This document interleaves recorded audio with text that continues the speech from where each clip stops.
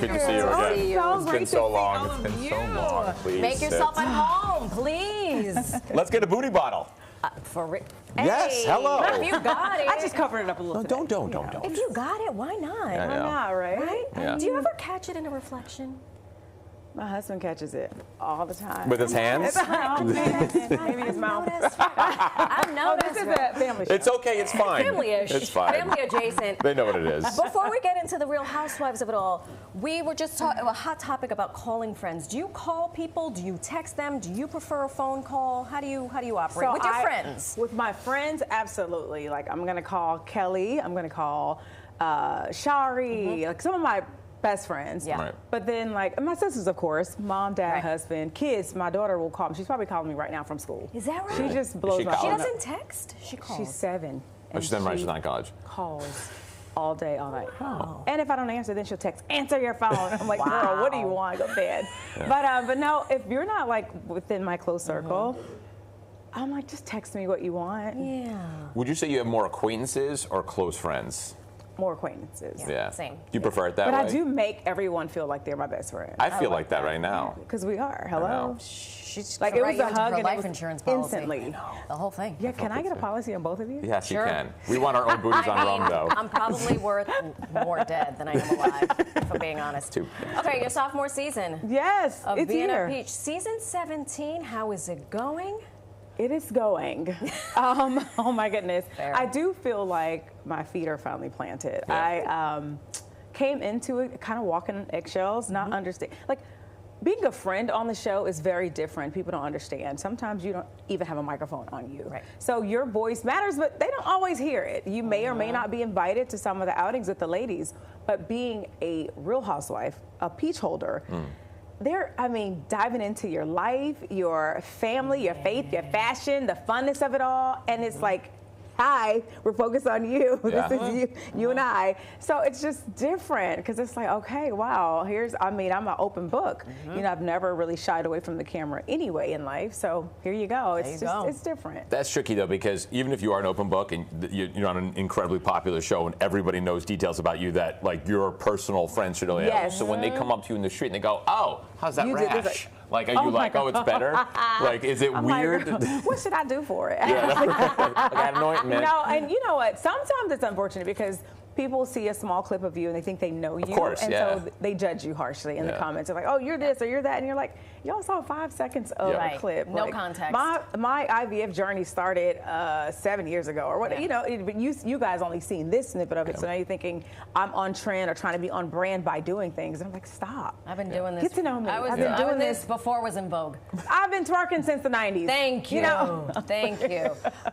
We are going to get into your IVF journey, but before that, your husband we see him on camera more. Oh, yes. This season. Did I read that he tried to pay you to not be? No. So the checks the are gonna show? always clear. Like he is always gonna cut a check. You know, he's amazing. Like, you know, what's his is mine. What's mine is mine. Yeah. But ultimately, he's always had the opinion, if you want to do this, babe, you go for it. But that's not something that I want to do. He's always shied away from the cameras. He's like, I'll hold the camera, I'll take the photos, or I'll do the video for you. I'll support you in this, but I don't want to be a part of it. And even with the kids, he's like, yeah, you film with them, you do what you need to do, but I don't want to do it.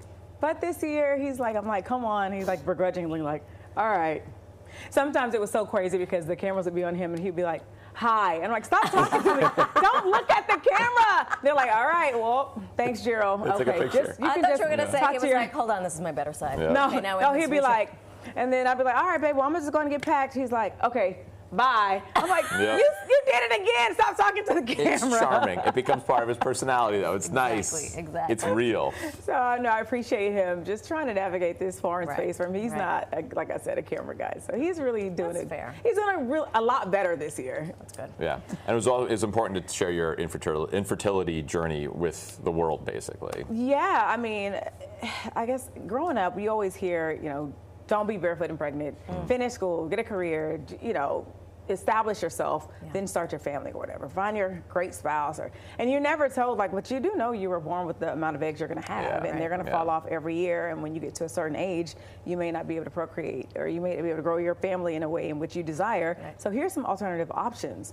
you start feeling less than and inadequate as a woman when you can't, procreate. Yeah. So my journey was very difficult because there weren't a lot of people talking about it. I actually had the conversation with one of our former castmates, Candy Burris. She was the one that opened up to me about, infertility, IVF, surrogacy, and I was like, wow, I didn't know all of this. Possible. Mm-hmm. This was possible because I had my first daughter, Shia, naturally.